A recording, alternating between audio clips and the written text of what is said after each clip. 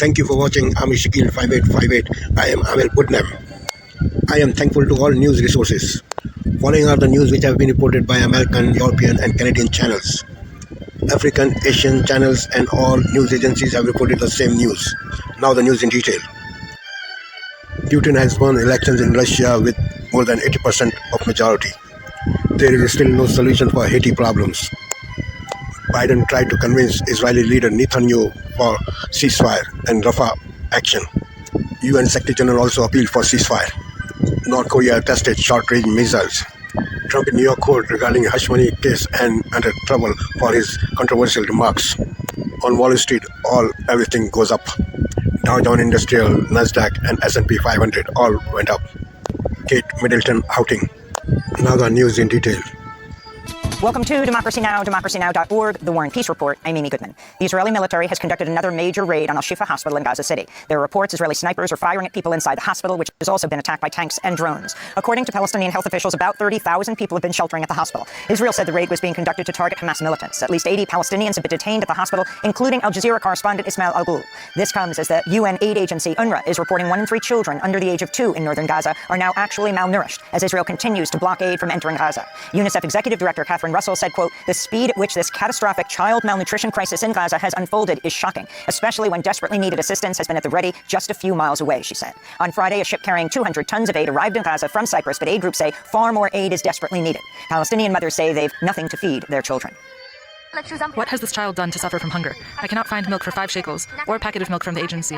There, the normal milk is for 150. There's no work. There's no food. No drinks. We are eating plants. We started eating pigeon food, donkey food. We are like animals. Despite growing international criticism, Israel's Prime Minister Benjamin Netanyahu is vowing to move ahead with plans to attack the city of Rafah, where over 1.4 million Palestinians are seeking refuge. On Sunday, he also criticized U.S. Senate Majority Leader Chuck Schumer's call for new elections in Israel. Netanyahu spoke on CNN. I think what he said is totally inappropriate. It's inappropriate to go to a sister democracy and try to replace the elected leadership there. That's something that Israeli public does on its own, and we're not a banana republic. Talks are continuing in Qatar over a possible temporary ceasefire in Gaza. Over the weekend, Hamas offered a new 3-phase ceasefire plan that includes the initial release of the remaining 5 female hostages and 35 men who are old, sick, or injured in exchange for 700 to 1,000 Palestinians held in Israeli jails. Hamas said it would only release Israeli soldiers held captive after a permanent ceasefire is reached. On Sunday, the Irish Taoiseach, Leo Varadkar, and his partner Matthew Barrett joined President Biden during a St. Patrick's Day celebration at the White House. The Irish Prime Minister called for a ceasefire in Gaza. The Irish people are deeply troubled about the catastrophe that's unfolding before our eyes in Gaza. And when I travel the world, leaders often ask me why the Irish have such empathy for the Palestinian people. And the answer is simple. We see our history in their eyes. A story of displacement, of dispossession, and national identity questions are denied, forced emigration, discrimination, and now hunger. So we support your work and that of your administration to secure a humanitarian ceasefire and create the space for lasting peace. The people of Gaza desperately need food, medicine and shelter, and most especially they need the bombs to stop. This has to stop on both sides. The hostages brought home and humanitarian relief allowed in. Meanwhile, protests continued around the world over the weekend, including in Dublin, Ireland, where protesters called out the Prime Minister for joining President Biden at the White House. In San Sebastián, Spain, demonstrators rallied before laying down on the ground next to a massive banner depicting part of Picasso's famous anti-war painting, Guernica. It's so tough to be a witness to a genocide that we can do nothing about. We can just bring a grain of sand, even as a tribute. Other large protests were held in Chile, Norway, Australia, Jordan, and across the United States. Russian President Vladimir Putin has warned the West against sending troops to Ukraine, saying it could lead to World War III. Putin made the remarks earlier today after he won an unprecedented 5th term in office. Russian election officials say Putin won 87% of the vote in this weekend's election, where opposition anti-war candidates were barred from running. Putin spoke at a victory rally Sunday. No matter who wants to frighten us, no matter how they want to suppress us, our will, consciousness, as I have already said, no one has ever succeeded in anything like this in history. It has not worked now and will not work in the future. Never. The election came just weeks after Putin's most prominent critic, Alexei Navalny, died in an Arctic prison. Navalny's wife, Yulia, urged supporters to gather outside polling stations Sunday at noon to protest Putin. Yulia Navalny spoke after voting at the Russian embassy in Berlin. You're probably wondering what I wrote on the ballot papers, who I voted for. Of course I wrote Navalny's surname, because it just can't be so that a month before the election, and already during the presidential campaign, Putin's main opponent, already imprisoned, was murdered. Ukrainian President Volodymyr Zelensky condemned the Russian election, which was also held in parts of occupied Ukraine.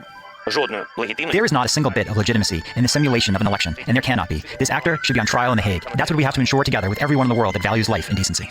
Zelensky's comment on Sunday came 2 days after a Russian missile attack on the Ukrainian city of Odessa killed at least 21 people and injured 73. Republican presidential candidate Donald Trump campaigned in Ohio over the weekend and warned there would be a bloodbath in the United States if he lost the election to Joe Biden.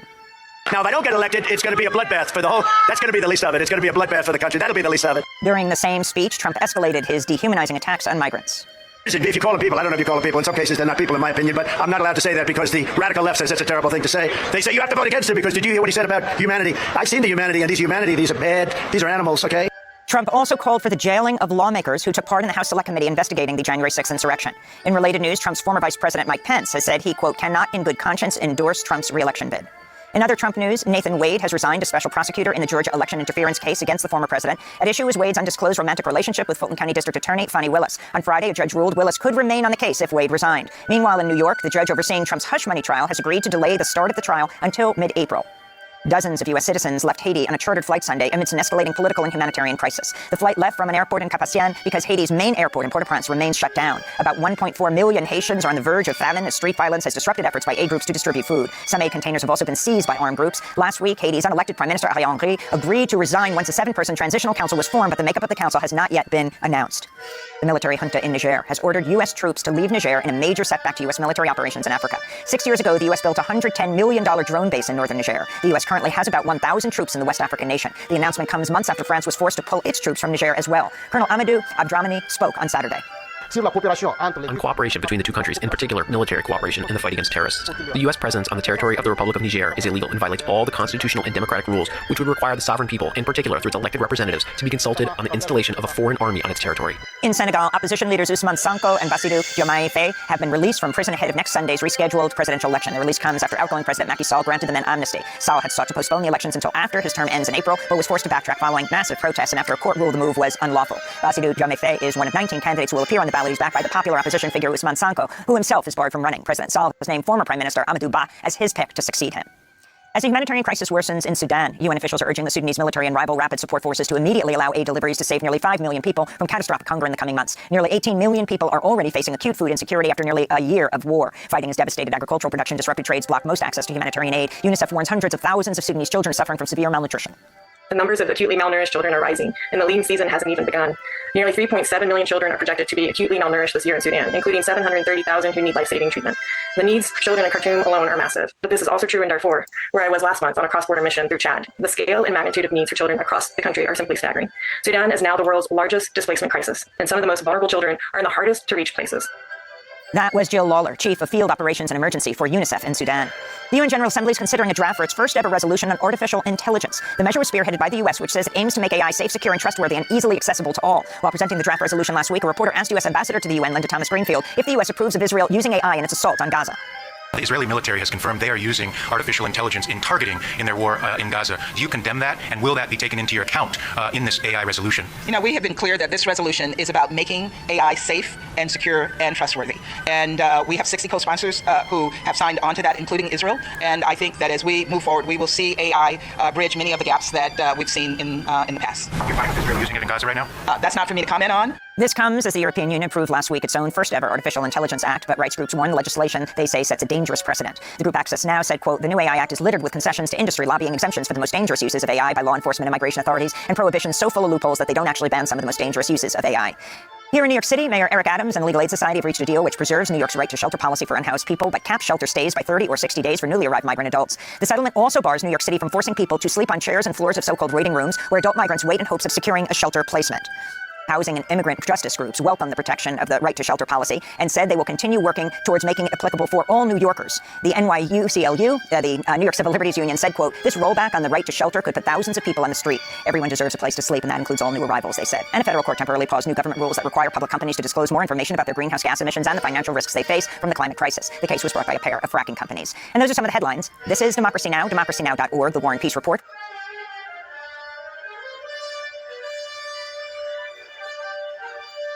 Donald Trump's money trouble. The former president says he can't secure the $454 million bond in a civil fraud trial. Are his namesake buildings at risk? If I don't get elected, it's going to be a bloodbath. Plus, the new questions about what Trump meant. The events of January 6, 2021 are recent enough that we know that he would perpetrate a bloodbath rather than allow our constitutional system to work. The CBS Evening News starts now. Good evening, I'm Nora O'Donnell, and thank you for being with us. We're going to begin tonight with Donald Trump facing a cash crunch. The former president is on the brink of being forced to surrender some of his most valuable real estate properties to help pay that $454 million civil fraud judgment in New York. He's already admitted that he doesn't have the nearly $500 million in cash, and today his lawyers revealed that more than 30 firms said they were unable or, quote, unwilling to accept the risk associated with such a large bond. The clock is now ticking with that bond due next week. It's worth remembering the civil judgment stems from a ruling that Trump falsely valued parts of his real estate empire for financial gain. And then on the campaign trail, Trump is also defending himself after a series of disturbing remarks about migrants, January 6 defendants, and warning of a, quote, bloodbath if he loses in November. It was all while discussing tariffs on Chinese-made cars. CBS's Robert Costa is here, and he'll start us off tonight. Former President Donald Trump could soon be facing a financial crisis. His lawyers today revealing in a court filing that Trump has failed to obtain a $454 million bond, calling it a practical impossibility. It's due in just 1 week, and without it, New York Attorney General Letitia James could freeze his bank accounts and seize his prized properties, including Trump Tower and 40 Wall Street. The bottom line is this is rigged. Trump, who was unable to reach agreement with more than 30 companies that provide appeal bonds, is also scrambling to raise money for the general election. CBS News has learned Trump is considering enlisting his former 2016 campaign chairman Paul Manafort, a convicted felon who was found guilty of committing several financial crimes in 2018 and later pardoned by Trump. Meanwhile, the former president has ramped up his incendiary rhetoric on the campaign trail. We're going to put a 100% tariff on every single car that comes across the line, and you're not going to be able to sell those cars if I get elected. Now, if I don't get elected, it's going to be a bloodbath for the whole. That's going to be the least of it. It's going to be a bloodbath for the country. Trump insists he was referring to a potential bloodbath in the automobile industry. In the past, Trump has warned of bedlam if Biden wins, suggesting there will be anger if he is convicted of a crime. There'll be bedlam in the country. It's a very bad thing. It's a very bad precedent. As we said, it's the opening of a Pandora's box. Over the weekend, Trump also referred to migrants as animals and described those convicted for crimes related to January 6 as hostages and patriots. That remark drawing criticism from both sides of the aisle. It's just unacceptable. A hostage is someone who's being held by a criminal group or a terrorist group for a financial or political ransom. That's got nothing to do with people who have been criminally charged and given due process. Meanwhile, former Trump White House advisor Peter Navarro will likely be headed to jail. Today, the Supreme Court rejected Navarro's push to stave off his sentence for refusing to comply with a congressional subpoena, and he is now set to report to a correctional facility tomorrow in Florida. Nora? That is some big news. Robert Costa, thank you. President Biden and Israeli Prime Minister Benjamin Netanyahu spoke today for the first time in more than a month amid growing tensions over Israel's offensive in Gaza. And the president warned Netanyahu that the U.S. would not support an operation into Rafah without a plan to ensure the safety of innocent civilians. CBS's Chris Livesay reports that Israeli forces today raided a hospital in northern Gaza as famine there spreads. Gunfire cracked at the Al-Shifa hospital complex in northern Gaza, where 30,000 Palestinians are sheltering. But among them, according to the Israeli military, were Hamas militants. The course of the war and its humanitarian costs are driving a wedge between Israel and its closest ally, the United States. President Biden and Prime Minister Netanyahu hadn't spoken for at least a month, until today. On the call today, President Biden asked the Prime Minister to send a senior interagency team composed of military, intelligence, and humanitarian officials to Washington in the coming days to hear U.S. concerns about Israel's current Rafah planning. Israel agreed to that request. This comes after Senate Majority Leader Chuck Schumer last week called for new elections here. Now the Israeli leader has shot back. I think Schumer's statements are wholly inappropriate. I think we're not a banana republic. Negotiations reconvened in Doha today, with Israel offering a 6-week pause for 40 hostages. Among those still in captivity, Itai Hen. Last week, Israel confirmed the American was killed in October, but Hamas is holding his body as a bargaining chip, says his father. Say, I give you a blank piece of paper. If you have a daughter, if you have a son, and I ask you to put a price on that piece of paper, what is that price? And tonight, the U.S. confirms Israel has killed Hamas's number 3 military official, Marwan Issa. U.S. National Security Advisor Jake Sullivan says justice will come for the others hiding in the tunnels. Nora? Chris Livesay, thank you so much. Back here at home, it was a weekend of deadly violence in Jacksonville Beach, Florida, with gunfire erupting as hundreds of young people gathered for spring break and St. Patrick's Day parties. CBS's Christian Benavides reports from Fort Lauderdale. Beachgoers running for cover as gunfire erupts on Jacksonville Beach. 3 separate shootings as crowds celebrated spring break and St. Patrick's Day on Sunday night. In one incident, 3 people were shot, including a tourist who was shot 3 times. Another person was killed in a separate shooting. Quite frankly, I'm pissed off. If we have a reputation out here as a law and order city, I'm a law and order police chief. If you're going to commit a crime, don't come here. This comes after a teenager was arrested for pulling out a gun and pointing it towards spring breakers in New Smyrna Beach on Thursday. Police body cam shows the teenager running away from officers confronting the 16-year-old. I've never seen that happen, and we come here all the time. Some beach towns have seen an uptick in rowdy behavior after Miami Beach urged spring breakers to stay away. As part of its crackdown on spring break mayhem, the city imposed a midnight curfew. During the first 3 weekends of spring break, Miami Beach said there have been no shootings and no fatalities, and the total number of felony arrests is down by 26%. Here in Fort Lauderdale, I feel like the beach is a little more wild here. But in Fort Lauderdale, where there are fewer restrictions, video of fight clubs and sand wrestling matches have popped up on social media. In past years, Fort Lauderdale has also cracked down on spring break when things get too rowdy. This year, the city says there's been an uptick in both crowds and spring break-related arrests. Nora? Christian Benavides, thank you. Now to some breaking news. Supreme Court Justice Samuel Alito has extended the temporary pause on a sweeping Texas immigration law from taking effect. Now, this law would empower local authorities to arrest suspected migrants from unlawfully crossing the border. The Department of Justice calls it unconstitutional. CBS's Omar Villafranca reports on the challenges facing border police departments. This is a daily occurrence. If the Supreme Court ever allows it to go through, Texas Governor Greg Abbott will get his way, and Webb County Sheriff Martin Guaya and other local law enforcement will join federal agents in securing the Texas-Mexico border. Do you feel that law enforcement was consulted enough when this law was being made in Austin? I don't think so. The law, known as SB 4, would allow Texas Sheriff and Police Departments to arrest, jail, and prosecute migrants accused of illegally entering the U.S., meaning they didn't come in through an official port of entry. State judges could also order migrants back to Mexico to avoid prosecution. Abbott signed SB 4 into law last year in response to the record increase in migrant crossings on the Texas-Mexico border. This is what Abbott said about the law in an interview with Cecilia Vega for 60 Minutes. We're not imposing a Texas border policy. Texas very simply is enforcing the laws that are the policy of the United States Congress. If it does go into effect, critics like Laredo Mayor Dr. Victor Trevino worry it could lead to racial profiling and will not be effective. Do you think SB 4 makes Laredo and Texas safer? I do not think so. It's going to cause situations that are unfair and unjust. Do you think this law is a burden for your deputies? Well, it's a burden to everybody. Sheriff Guaya says his department is short-staffed, but his main concern is the lack of training from the state on how to enforce the law. Any new task forces being formed for this law? No. Any new vehicles for this law? No. Any new training yet? Not yet. I spoke with several law enforcement sources this afternoon. They tell me their police officers and deputies still have not received any state guidance or training on how to enforce this law, and they're just hoping they get some sort of training before this law possibly goes into effect. Nora? Omar Villafranca, thank you very much. Tonight, the race to evacuate nearly 1,000 Americans still trapped in Haiti took an even more urgency as armed gangs unleashed new attacks in the capital. The U.S. Embassy has urged all U.S. citizens to leave immediately. CBS's Manuel Bojorquez reports tonight from the city of Cap Haitian in northern Haiti, where Americans are being evacuated. Tonight, the rush to escape Haiti. Private companies having to airlift Americans out by helicopter.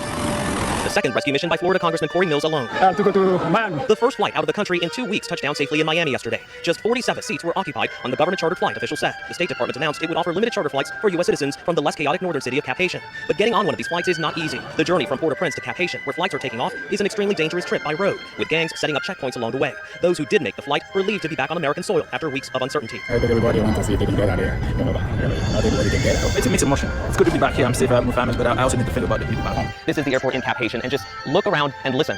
It is eerily quiet here. This should be bustling. Today, gangs attacked 2 upscale neighborhoods in Haiti's capital in a rampage that left at least a dozen people dead.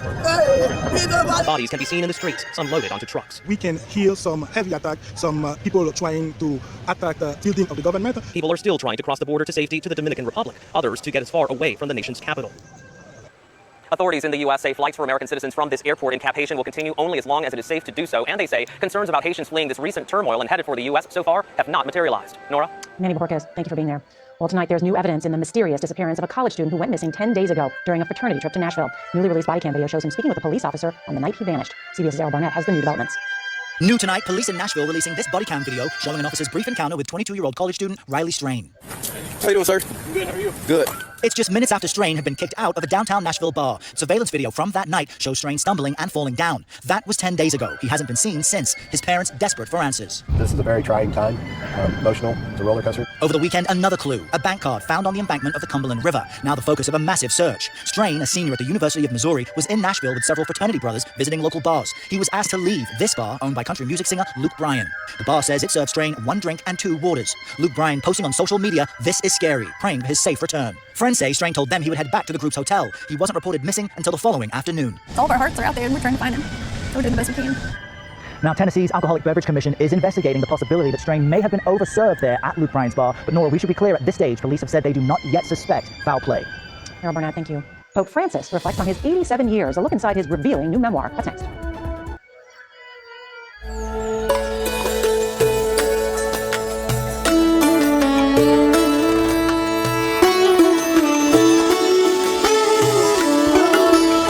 Lipton Jar of Joy. Jisse Millie. That's next. Pope Francis just marked 11 years as the head of the Catholic Church, and this week he's out with his first memoir, looking back on his life and the events that shaped him. CBS's Seth Doan got insights on the Pope from his co-author, including whether he plans to retire. His urgent calls for peace come from the pulpit, where he also regularly pushes for respecting migrants and the environment. And now Pope Francis is revealing another side of the pontiff as a man. In a new memoir, the 87-year-old chronicles his life through major historic events, his joy at the end of World War II, and cheering the fall of the Berlin Wall.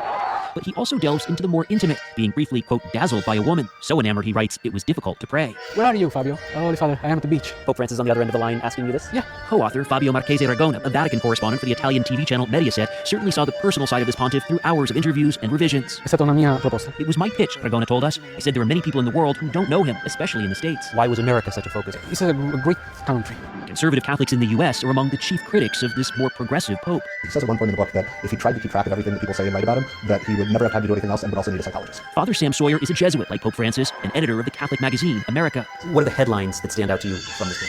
He talks about his experience from his viewpoint of Pope Benedict's resignation, of the conclave that elected him. Despite the resignation of his predecessor and health concerns, Ragona says the Pope only thinks about resignation because journalists ask about it. Let me say, I'm good right now. I don't think a resignation. In the book, Francis reveals that during hospital stays and medical treatments, he knows others speculate about the next conclave and another pope. Relax, it's human, he writes. There's nothing shocking about it. Seth Doan, CBS News, Rome. Heart of America is next with one woman's inspiring journey from a hospital bed to the New York City half marathon. Finally, tonight's Heart of America, meet 32-year-old New Yorker Leanna Scaglione, who was among the 27,000 runners to compete in the New York City half marathon this weekend. Her remarkable finishing time of 2 hours and 14 minutes came just 2 months after having brain surgery. When she was just 15, she was diagnosed with neurofibromatosis. That's a genetic disorder that causes usually benign tumors to form in the brain, spinal cord, and nerves. Well, after being in a wheelchair for 2 years, the once aspiring ballerina took up running to challenge herself. I've realized all the things that I have accomplished with having tumors in my body. I was like, you know what? Anything's possible, and I shouldn't let this diagnosis and a tumor control my life. I just finished this major surgery, and I'm getting my life back. Well, she now hopes to tackle the full Chicago and New York City marathons this fall, so congratulations. Anna Scaglione, tonight's Heart of America. Okay, I'm inspired. That's tonight's CBS Evening News. I'm Nora O'Donnell. Good night.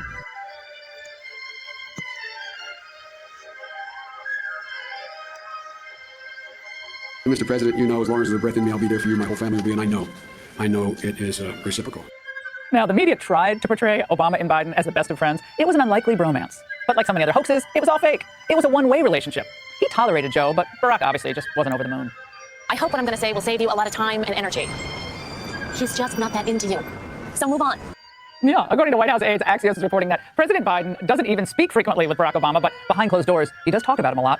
And while Obama may have moved out of the White House, he's apparently living rent-free in Joe Biden's head. Obama would be jealous, Biden sometimes says, when speaking about a perceived accomplishment. And at times, Biden's competitiveness with Obama has affected how he governs. Biden was adamant about withdrawing troops from Afghanistan in 2021, in part because he felt vindicated that Obama should have followed his own advice in 2009 to largely withdraw them then. Of course, chaos ensued, 13 American Marines dead and service personnel because of Joe Biden's decision to craft policy-based old grudges and the open wounds of a scorned ex-BFF. The White House denies this reporting, but as Biden apparently stews over his old pal, Obama's content to keep his distance and let his old staff, I guess, run the White House, while he stays busy with more important matters like meeting with America's strongest ally overseas. Which begs the question, who's actually in the shadows running this government while bitter old Joe fights to get out from underneath the shadow of Obama? Joining me now, Molly Hemingway, Fox News contributor and editor-in-chief at The Federalist, Chris Bedford, senior contributor over at The Federalist. Molly, this is kind of sad. I actually think this one is true. Sometimes when they leak things, it's to help Biden, but this makes him just look terrible. Well, there really has been a problem here for President Obama, who a lot of people view this term as his third term. He has been expressing frustration and disappointment with, if anything, just the incompetence of the current administration. And it is hard for Barack Obama. He had two failing terms as president. He had an economy that was suffering, where the GDP was very low. And now to see it happen again with his vice president, it's going to cement his poor legacy. Now, despite Biden's apparent yearning to be cut loose, KJP told reporters today that that's not happening much. When will the president hold another news conference so we can ask a question of him without having helicopter noise or jet noise in the background? I don't have anything to share. Obviously, the president, as you were just saying, the president takes questions pretty regularly, enjoys having engagement with all of you. I don't have a press conference to lay out for you at this time. Chris, this is one of the biggest lies ever told, that Biden is championing it. He wants to get out there and duke it out. I don't believe that for 1 second. Yeah, I think he wants to cruise all the way to Election Day and hope that social media companies and all of his old plutocrat friends help him get there. Yeah, we've been hearing from the White House, he's secretly being held in by staff. He's a very energetic person. This is all a joke. People are afraid to even go in and brief him because he's so sharp and he's so with it. And I've heard that Kim Jong-un is an incredible archer who wins marathons. This is ridiculous propaganda that no one can possibly believe. And the White House is, you can see they're trying to leak it out there. But anyone who has Anonymous eyes, sources say Biden's really upset that he's not out with the people. But real presidents, Molly, aren't run by their staff. Real presidents say, hey, you either let me do what I'm going to do here or you're gone. Exactly. Right? That's what a real president would do. How feckless and weak do you have to be to say that other people are limiting you in this way? If he's the president, if he's running things, he can take care of this on his own. He's not able to because we all see what happens when he actually does have unscripted moments with the press. That's why when they do allow him to be with the press, they actually work out what the questions are with the reporters before they're even asked. But this is going to be a long campaign, and it will be very difficult to convince people that we can blame his staff for not being out. The press should just be up in arms, that they're hiding him. They should have been up in arms in the last election, but of course, they're in on the game. They ran his campaign. Babylon Bee headline, I'm sorry, this came out, I thought late today, but it was so funny, put up on the screen. Unhinged Trump threatens more violence by promising to trigger a landslide on election day.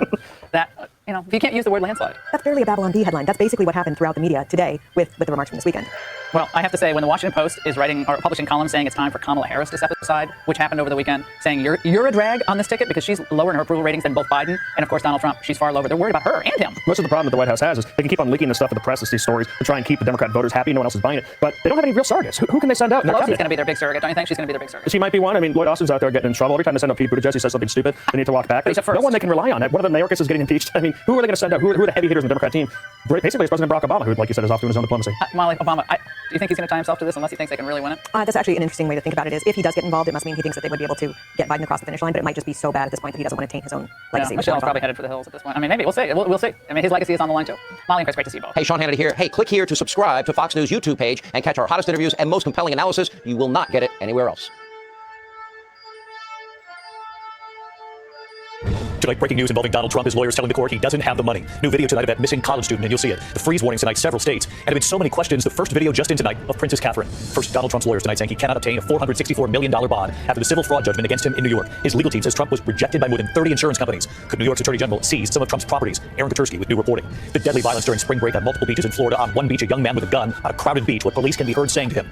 Late today, President Biden on the phone with Israeli Prime Minister Benjamin Netanyahu with a blunt warning for the Prime Minister, Matt Gutman, on what was said. The race for the White House tonight, Donald Trump warning of a, quote, quote, bloodbath if he loses the election. Tonight, his campaign on what he meant by that. The Biden campaign pointing to January 6th. The country and the world seeing what can happen amid dangerous rhetoric. Our team inside Haiti with Americans stranded in Haiti, some being airlifted back to the U.S., many more still trapped. And Matt Rivers inside Haiti tonight. This evening, the missing college student and this newly released body camera video showing him walking by a police officer just moments before he disappeared in Nashville. And authorities discovering a new clue. Tonight, the new message from the CEO of United Airlines after a string of alarming incidents on United flights. From that flight skidding off the taxiway to another plane, losing a tire just after takeoff. Tonight, the deep freeze sweeping across the U.S. for the first day of spring, frost and freeze alerts across multiple states and what to expect. At the White House, the Kennedy family photo with President Biden. Notably not in it, Robert F. Kennedy Jr. running for president himself. What members of his own family are saying about his campaign. Tonight, amid so many questions just in that first video of Princess Catherine and Prince William, what royal observers are saying. Oprah Winfrey's return to TV on ABC tonight and her message about weight loss and the popular drugs being used to fight it, including Ozempic. What Oprah is saying right here. Also, the two giant jackpots growing tonight. What are they now worth? And when to make sure you get that ticket. From ABC News World Headquarters in New York, this is World News Tonight with David Muir.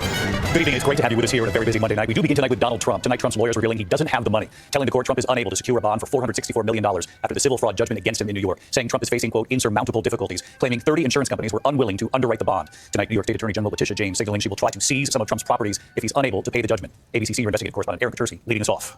Wow. He has long promoted himself a billionaire. I'm really rich. I'll show you that in a second. But tonight, Donald Trump telling a New York appeals court he cannot cover the $464 million bond he must post 1 week from today as he appeals the civil fraud judgment against him. Trump's lawyers saying they face insurmountable difficulties. They approached more than 30 insurance companies for help and were rejected by each one. The main reason? Trump does not have enough cash, and the insurance companies were unwilling to accept his real estate assets as collateral. Trump and his eldest sons were found liable for fraudulently inflating the value of their real estate to get favorable bank loans. If Trump does not secure a bond by next week, New York Attorney General Letitia James can ask the court to seize his properties, which she told me she is willing to do. You're prepared to have the state move to seize Trump's assets? We are prepared to make sure that the judgment is paid to New Yorkers. There's also the possibility that Trump could put his buildings up for sale now to raise quick cash, but his lawyers say that kind of fire sale would result in irrecoverable losses if his appeal succeeds. So bottom line, Trump wants the court to let him post a smaller bond. His lawyers say securing anything close to $464 million is a practical impossibility.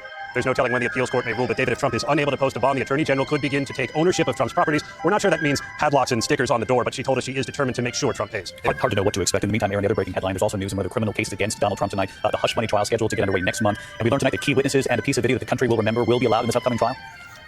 David, the judge just ruled that 2 key witnesses will be allowed to testify. The recipient of the hush money, porn actress Stormy Daniels, and Trump's former fixer, Michael Cohen. The judge will also allow the Manhattan District Attorney's Office to refer to the Access Hollywood tape, the one on which Trump explains how he grabbed women. David? Aaron Katersky leading us off here on Monday night, Aaron. Thank you. In the meantime, we're going to turn now to authorities trying to crack down on the deadly violence during spring break on multiple beaches in Florida. On one beach, a young man pulling out a gun in a crowded area. You can hear what police say to him. And in another incident, police searching for multiple suspects after one person was shot and killed, 3 others wounded during separate incidents in Jacksonville Beach. People running for cover. ABC's Victor Kendo from Florida tonight. Tonight, authorities in Florida grappling with spring break violence, vowing to crack down on rowdy partygoers. In Jacksonville Beach, gunfire erupting overnight, sending people running. This is Players Weekend. It's St. Patrick's Day. It's spring break, so the fact that we had a couple of bad actors out here is extremely tragic. Authorities investigating 3 separate shootings that left one 21-year-old man dead and 3 people shot. 2 suspects among the injured. Several suspects still on the loose. And in New Smyrna Beach, northeast of Orlando, Thursday, police seen chasing 16-year-old Felixander Solis Guzman, who is being charged as an adult for brandishing a firearm on a crowded beach. Authorities say the teen started running towards the ocean, throwing down the weapon and his bag, which deputies say contained marijuana. And after last year's deadly violence during Miami Beach's spring break, this month officials enforcing an emergency curfew and additional safety measures. Those strict measures are working. Business owners here in Miami Beach tell me this year has been smoother and safer than years past. David? Victor Kendo from Florida. Victor, thank you. There is late word tonight of a phone call between President Biden and Israeli Prime Minister Benjamin Netanyahu. The president with a blunt warning for the Prime Minister. Matt Gutman from Israel tonight with what was said. Tonight, President Biden with a blunt warning to Israel about its impending offensive into southern Gaza. Speaking with Israeli Prime Minister Benjamin Netanyahu amid a deepening rift for the first time in 32 days, the president warned any military operation in Rafah where 1.5 million are seeking shelter would be a mistake. The key goals Israel wants to achieve in Rafah can be done by other means. It comes as Israel launched that operation inside Gaza's largest hospital, Al-Shifa, what they say started as a high-precision operation in the middle of the night, but became a battle. Explosions and gunfire lasting for hours. Senior Hamas terrorists have regrouped inside the Shifa hospital and are using it to command attacks against Israel. The IDF saying at least 20 gunmen were killed and about 200 men detained. It was the first raid into the hospital complex since November when the IDF took us to see the tunnels beneath the hospital's largest building. Thousands of displaced Palestinians have been sheltering there. That fighting happening in northern Gaza where the UN now projects famine for about 300,000 people anytime from now to May. There's a very small window in order to possibly stave off this famine. We're talking days. Every day, children are dying. Today, maybe it is, tens and 20s and 30s. Tomorrow it would be hundreds and then it would be thousands. And David, back to President Biden's call with Netanyahu. The two agreed that Israel would send a military delegation to Washington to hear an alternative approach to Israel's offensive in Gaza. David, the White House says it would be increasingly unlikely that Israel would begin that offensive before hearing from Washington first. All right, Matt Gutman in Jerusalem with late reporting. Matt, thank you. Back here at home tonight into the race for the White House on the campaign trail. Donald Trump warning of a, quote, bloodbath if he loses the election. Tonight, his campaign and what Trump meant by that. The Biden campaign pointing to January 6th. The country and the world seeing what can happen amid dangerous rhetoric. And the moment Trump played the national anthem to honor those who are behind bars for January 6th. Here's John Carl.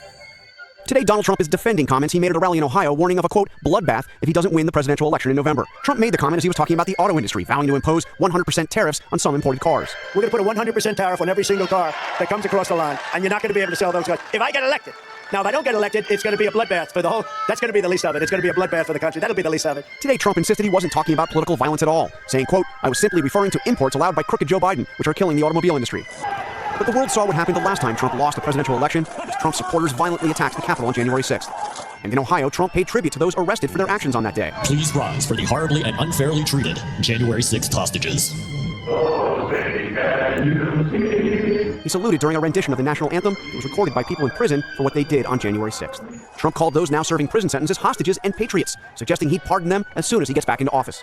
Today, the Biden campaign condemned Trump's prediction of a bloodbath, accusing him of having an affection for violence and a thirst for revenge, and alleging Trump wants another January 6th.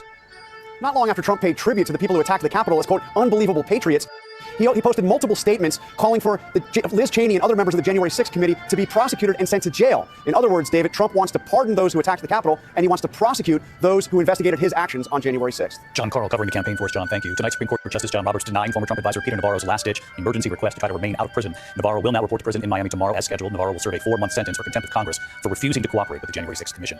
Now to the dangerous crisis continuing to unfold in Haiti. Our team on the ground in Port-au-Prince, with Americans stranded in Haiti, some being airlifted back to the U.S., many more still trapped, what our Matt Rivers has already witnessed.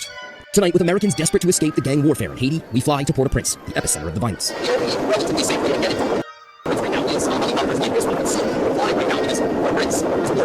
And as we land, it doesn't take long before we witness the horror so many have endured here for weeks. The charred remains of cars, of businesses all around us, and not far away, the bodies of at least 13 people riddled with bullets left to die on the streets. Crews collecting the dead today.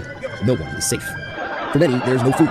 Hospitals abandoned. This is one of the main hospitals in Port-au-Prince. It's now completely closed. It was looted during some of this fighting. And just look at the destruction here in downtown Port-au-Prince. This is the aftermath more than a week later of this massive battle that took place between the gangs and the police. Doctors saying without care, many are dying in their homes. Have you ever seen a situation quite so bad? Jamais, jamais. Tonight, nearly 8,000 Americans asking for help. The State Department airlifting dozens out of the country Sunday. That first U.S. chartered flight landing in Miami. But the vast majority still stuck, like Richard Lubeck, who told me of his daughter's worry. That first few days, I didn't tell them what's going on. But then when things started happening, I said, well, I better come clean. They're seeing everything on the news, the bad stuff. David, what I've reported from Port-au-Prince many times over the years, but what I saw today truly did shock me. Entire sections of this capital city completely decimated by this violence. David? Well, we're grateful you're there, and please, you and the team, stay safe. Matt Rivers in Haiti for us tonight. Thank you, Matt. To Russia tonight, Vladimir Putin claiming victory in the presidential election there. The U.S. and Western allies calling it a sham. Putin, with no serious opposition, receiving nearly 90% of the vote, securing another 6 more years in office, putting him in power for a 5th term and counting. He has led Russia as president or prime minister since December of 1999. On Sunday, for the first time, he addressed the prison death of his biggest rival, Alexei Navalny. Putin claiming he supported releasing Navalny as part of a prisoner exchange. That was just days before Navalny died, he claims. Back here in the U.S. tonight, and to the missing college student, and to the newly released body camera video showing him walking by a police officer just moments before he disappeared in Nashville, and authorities discovering a new clue in this case. Here's ABC's Faith Lube now.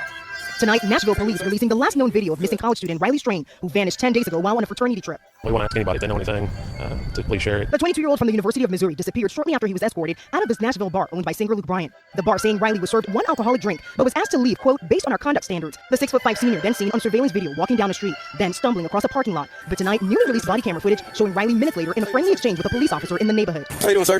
Good. How are you? Good. Just yesterday, 2 TikTokers who had been helping in the search for Riley discovering his bank card by the river. You found his credit card? We can't find his credit card. We gotta hang up. She flipped it over and saw his name, and she was like, oh my God, I found his card. Tonight, investigators searching on foot, by air, and scouring the river using sonar equipment. And David, tonight police say they have no evidence of foul play. David? All right, Faith, thanks so much. Faith Lube tonight. This evening, the CEO of United Airlines out with a message to customers following a series of incidents in just about a week's time. CEO Scott Kirby vowing to keep passengers safe, saying, quote, safety is our highest priority and is at the center of everything we do. His message comes after United plane skidded off the taxiway in Houston, another plane landing with a panel missing from the fuselage, another United passenger losing a tire just after takeoff. When we come back on this Monday night, the Kennedy family photo at the White House with President Biden and the Kennedy member missing. RFK Jr., who's running for president, what some in his own family are saying about the campaign. And just in tonight, there have been so many questions out there. The first video tonight of Princess Catherine.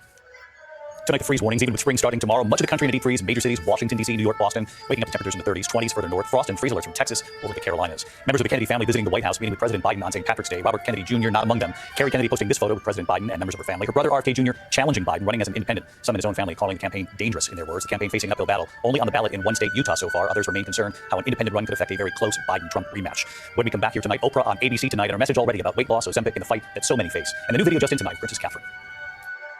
To the index, there have been so many questions about her absence from the public eye for weeks now, and the doctored photo with her children. Princess Catherine tonight. The first video, this is reported to be near their Windsor home. Kate and Prince William seen shopping in the video obtained by TMZ. First video of Kate since her January abdominal surgery in that photo. Oprah, meantime, back on ABC tonight with her message after revealing she's using medication for weight loss. Winfrey saying she wants people to understand obesity is a disease. She wants to help them, bringing together medical experts, hoping to ease the shame and the judgment. She calls it a, quote, very personal topic for me and for the hundreds of millions of people impacted around the globe who have for years struggled with weight and obesity. Oprah's special, Shame, Blame, and the Weight Loss Revolution, a short time from now, 8 p.m. Eastern, right here on ABC. The massive Powerball and Mega Millions jackpots. Tonight's Powerball drawing hitting an estimated $645 million, and tomorrow's Mega Millions jackpot now up to $875 million. Good luck. When we come back here tonight, the first grader, her voice, even Beyonce taking note. Tonight, the surprise from Beyonce. ABC World News Tonight with David Muir, sponsored by Pacific Life, creating financial security for more than 150 years. Funny tonight here, the first grader and her voice. Tonight, just listen to 7-year-old Zoe Ariana Queen. Zoe is a first grader from Drexel Hill, Pennsylvania. She's been learning songs and then sharing them online. Just listen to Alicia Keys' Girl on Fire. This girl is on fire. Zoe's latest, Beyonce's new country song, Texas Hold'em. Zoe first hearing it on the radio, then practicing at home. Nice job. Then the surprise Zoe did not see coming. Your rendition of Texas Hold'em brought me so much joy. You are brilliant. Please keep it up. All my love, Beyonce. The flowers and the letter from Beyonce. And right here tonight, Hello, David. Zoe and her message. Follow your passion and dreams and use the beautiful gifts that you were born with. We love it. Thanks, Zoe. See you tomorrow. Good night. Thank you for making World News Tonight with David Moore. France 24, your window on the world.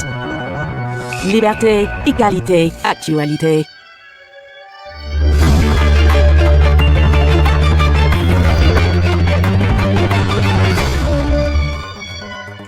Israel's planned offensive in Rafah raises concerns and obliges the United States to call for a meeting at the White House to discuss Netanyahu's pledge. Over 1 million residents are sheltering in devastating conditions in the Gaza's southern city. In his sweeping victory speech, the newly re-elected Russian president announced an intention to carve out a buffer zone in Ukraine to protect Russia and make it out of range from cross-border shelling and attacks. And Haiti has been engulfed for the past 3 weeks in gang violence. Despite the Prime Minister stepping aside, chaos continues. One affluent suburb of Port-au-Prince has been under attack by armed criminals, leaving 14 people dead. Hello, welcome back to the France 24 newsroom. The Israeli Prime Minister Benjamin Netanyahu has pledged to push into Rafah despite warnings that a military ground operation in Gaza's southern city would deepen anarchy in the Strip. More than half of the territory's 2.3 million people are sheltering there in dire humanitarian conditions. According to Gaza's health ministry, over 31,000 people have been killed since the assault began over 5 months ago. The White House says that there will be a meeting in Washington to find alternatives to the plan. Our correspondent Fraser Jackson has the details. Amid growing signs of frustration between Joe Biden and the Israeli Prime Minister Benjamin Netanyahu, the pair held their first official telephone call in over a month on Monday. The character of that call pushed back upon by the National Security Advisor Jake Sullivan. There had been rumors that it was quite a tense call and that it ended abruptly. Jake Sullivan pushed back on that and said that it was, quote, businesslike. However, one of the main focuses of that call was Israel's planned offensive into the southern Gaza town of Rafah, where 1.5 million people are currently seeking refuge. The Israelis agreed to Joe Biden's suggestion that they send a delegation to Washington to hear Washington's concerns. Jake Sullivan said President Biden asked the Prime Minister to send a senior agency team composed of military, intelligence and humanitarian officials to Washington in the coming days. Now, it is understood that that team could be in place by the end of this week, if not the beginning of next week, and that no offensive into Gaza, into the Rafah area, will take place until the US concerns have been heard. Jake Sullivan calling this next step a, quote, natural evolution of discussions between partners. It also came up about Chuck Schumer, the top Democrat in the Senate, comments about Netanyahu just a few days ago. He called him a, quote, obstacle to peace, and also said that fresh elections should be held. That was brought up by Netanyahu. We are told Jake Sullivan said that the Prime Minister did raise concerns about a variety of things that came out in the American press, but he did not talk specifically about any one issue. So the United States here seemingly taking a more active role in the Israeli military planning. They say they're not getting involved directly, but rather as in an advisory role. Also, more discussed about humanitarian aid into Gaza. We are still expecting that humanitarian pier off the coast of Gaza to be constructed between the next 45 to 60 days, although the US is hoping that will happen sooner than that. Fraser Jackson there reporting for us from Washington, D.C. But extreme food shortages in parts of Gaza have exceeded famine levels. This, according to the Global Hunger Monitor. If there is no immediate ceasefire and no food distribution in areas cut off by fighting, then there will be a large scale of deaths. Take a listen.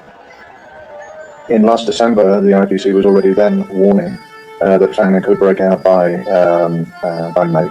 Today's findings, just to underscore this again, affirm and indicate that in the northern governorates of Gaza, famine could break out at any time. Meanwhile, Israel has announced the death of 20 members of Hamas, as well as the capture of dozens of others while attacking the Al-Shifa hospital in the northern part of Gaza. The hospital directors, as well as the organization, deny all accusations of using the building as a hideout. The UN says that most of the besieged enclave hospitals are no longer functioning. This latest raid on the Strip's largest hospital has triggered alarm for the World Health Organization. Thomas Wahler has more. Explosions and continuous gunfire in Gaza City, captured on film by civilians. On Monday, the Israeli army once again raided Al-Shifa hospital, claiming that Hamas militants were operating from within the compound.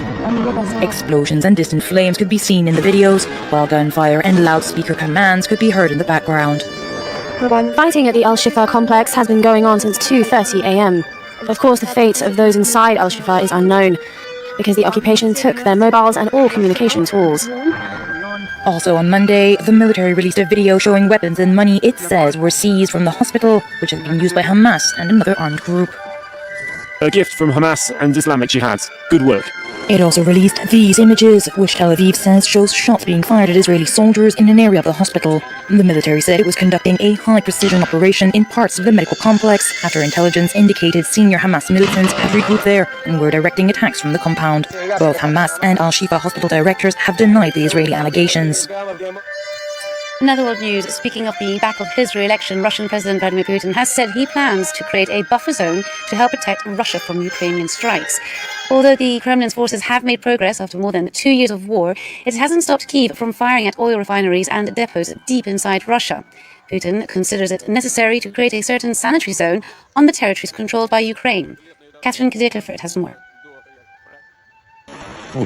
In Belgorod and Kursk, oil refineries captured in flames as Kyiv stepped up its long-range drone strikes deep into Russian territory last week. Speaking in the wake of his electoral victory, Russian President Vladimir Putin threatened that the only way to protect his country was to create a security zone. We will be forced at some point, when we deem it appropriate, to create a certain sanitary zone in the current territories under Kyiv's regime's control. To create a security zone that will be quite difficult to cross with the means of destruction that the enemy is using. Primarily, of course, a foreign manufacture. The front line stretches over 1,000 kilometers across eastern and southern Ukraine. The president did not provide further details on how such a zone would be implemented. A Ukrainian presidential aide said the statement was evidence that the war will only escalate. On the streets of Kyiv, Putin's announcement was met with little surprise. It's nothing new, because we know that Putin's goal is to totally destroy our country. The only thing that can give us hope is the position of Western leaders. For now, Western support isn't sufficient. Ukrainian troops lack vital military supplies, above all ammunition. French President Emmanuel Macron said he wouldn't rule out the possibility of sending allied troops to Ukraine, an idea rebuffed by several NATO allies.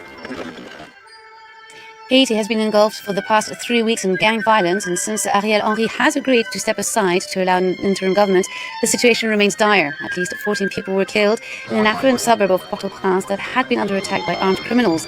Since dawn, there were reports of looting and thefts. Eliza Herbert has the latest. Collective grief and fear have overwhelmed Pétionville on the outskirts of Port-au-Prince. Several lifeless bodies were found in the streets on Monday after the neighborhood came under attack. These victims were people who were just looking to feed their children in the evening before going home. They're the ones who come home late. Among them, there are public transport drivers who have left more than 5 children behind. I recognize some of them. While the details of what took place are still unclear, many locals say that armed bandits had been spreading terror in the area since the morning. Last night around 11 p.m. as we were sitting here, 2 young boys suddenly appeared and opened fire on our brothers. They didn't address anyone. They just came up and started shooting. It's one of the latest incidents in the ongoing political and humanitarian crisis that is raging in Haiti, after a recent surge in gang violence plunged the nation into chaos. According to UNICEF, Haitians trapped by violence are suffering from famine and malnutrition, and humanitarian aid is hard to deliver. At an emergency meeting last week, representatives from the UN, United States, and the Caribbean, among others, created a blueprint for Haitians to form a transitional authority, which would govern the country until elections can be held. They hope the authority will lead the country out of crisis, but humanitarian groups fear it is sliding towards civil war. The Ocean Viking vessel has finally arrived at the port of Ancona after carrying out 4 rescue missions during its journey of nearly 1,500 kilometers across the Mediterranean. On board are 336 migrants, among them 32 unaccompanied minors and 31 women. Most are Syrians, Egyptians, Pakistanis, and Malaysians. This is the highest number of migrants ever landed in the dark port from a single boat. Well, here in France, security forces have been deployed in numbers after a turbulent night Sunday in the Paris suburb of La Courneuve. Around 50 people threw stones and Molotov cocktails at the police station to voice their anger at the death of a young man from the neighborhood. 18-year-old Vanis died last week in a collision with the police after refusing to stop his bike when being chased after. Charlotte Hughes has the story. The attack lasted around half an hour. Some 50 people launched fireworks and Molotov cocktails at a police station in the Paris suburb of La Courneuve. Police responded with tear gas and crowd control weapons. Paris's police chief said several people were arrested, including 2 minors, and that 2 police officers were likely injured. There is obviously a link with what happened in Aubervilliers. I can confirm that. In fact, a number of attackers last night referred to this, so we will obviously continue to be very much involved. Last week in Aubervilliers, not far from La Courneuve, 18-year-old Vanis was killed in a collision with a police car. The incident occurred during a police chase after Vanis refused to stop his motorbike. Almost 9 months after riots in the Paris region following the death of Naël, a teenager killed by a police officer during a traffic stop, authorities fear unrest could break out again, months ahead of the Olympics. These outbursts do not do justice to anyone. It's justice that the family needs, and our country needs. Because this isn't the first time, we know that under these circumstances, transparency is needed to encourage the calm that everyone really wants. The lawyer for Vanis's family accused the police of deliberately colliding with him. 2 investigations have been launched, one for aggravated refusal to comply, and one for manslaughter and involuntary injury. The officer's representative argues that it was an accident. And finally, the Michelin Guide has unveiled its annual list of the best French restaurants, praising a new generation of chefs. Among them, very few women. Out of the 6 who earned a star is Eugénie Bézia.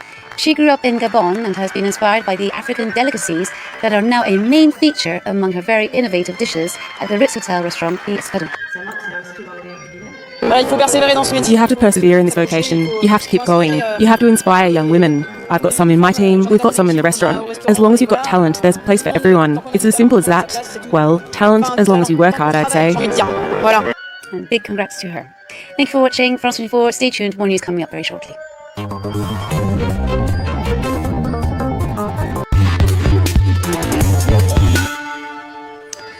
Hello and welcome to Tête à Tête, France 24's flagship interview show. Our guest today is... Thank you for watching and privilege of your time. This is Amir Shakil 5858. I am Amir Woodman. Have a good life.